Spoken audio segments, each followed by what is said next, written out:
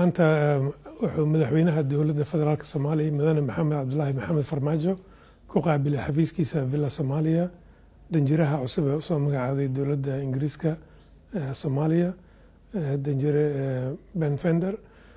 danjirahaasoo dhiibay waraaqihii aqoonsiga u dhiibay madaxweynaha kadibna soo gaarsiiyey salaan uu ka waday boqortooyada Ingiriiska ra'iisul wasaaraha iyo boqoradaba waxay madaxweynaha iyo danjiraha aad uga wada hadleen xiriirka qotada dheer ee ka dhexeeya labada dowladood arrimaha ka jira hadda geeska Afrika horumarinta Soomaaliya iyo sidii loo dardargelin lahaa mashaariicdii iyo kaalmadii uu siin jiray dowladda Ingiriiska waddanka Soomaaliya waxaa kale oo madaxweynaha iyo safiirka ay aad ugu nuuxnuuxsadeen sidii loo taabagelin lahaa iskaashiga dhinacyo kala duwan oo ganacsiga waxbarashada iyo dhinac walba leh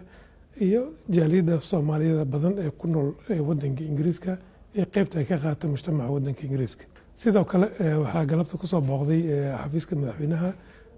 ergeyga gaarka u qaabilsan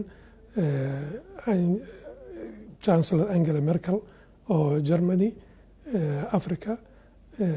danjire Gunther Nuuk oo soo gaarsiiyay isagana salaan uu ka waday Angela Merkel madaxweynaha waxaa kaloo madaxweynaha uu kala hadlay sidii Soomaaliya loo kaalmeyn lahaa iyo mashaariicdii hore ee Soomaaliya ay German ka bixin jireen Soomaaliya ku kaalmeyn jireen madaxweynaha sidoo kale salaan ayuu ugu faray inuu ka gaarsiiyo madaxda dowladda Germany sidoo kale wuxuu madaxweynaha ka hadlay taariikhdii iyo xiriirka labada wadan ee Soomaaliya iyo Germany markii ahaan jirtay midda bariga iyo midda galbeedka waxay kaloo madaxweynaha iyo ergeyga gaarka aad uga wada hadleen sidii loo taabagelin lahaa mashruucyada